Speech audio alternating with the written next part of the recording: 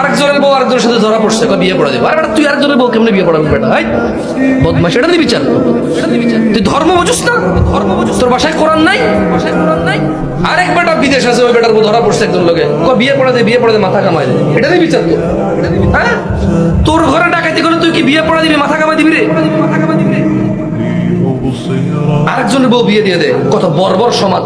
একটা মানুষ নেই প্রতিবাদ করে, এটা আবার ভিডিও করে ইন্টারনেটে ছাড়ে, আবার বলে যে একবার ঠিক বিচার হয়েছে নাকি বিয়ে পড়াই দেবো। আরে বেটা, হেতে যা করার জন্য, এই জায়গায় জেনা করার জন্য তুই বিয়ে করা দিলে তো তার আকাঙ্ক্ষা আরো পূরণই করলি তুই।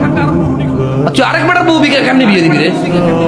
মানুষ মারা গেলে তো ইদ্যুৎ পালন করে 3 মাস 10 দিন, 4 মাস 10 দিন ইদ্যুৎ পালন করে। ওই জায়গায় আরেকজনের বউ কেমনে বিয়ে দিস? ওই বেটা তালাক দিলে তো বেটা ইদ্যুৎ পালন করতে হবে, মানে তারপরে যে বিয়ে। আজকে ধরা পড়ছে, আজকে বিয়ে পড়াই দিচ্ছে। তো নিকৃষ্ট হয় নাকি সমাজ? একটা দেশের মানুষ এত আবর্জনা কিভাবে, এত আবর্জনা কিভাবে?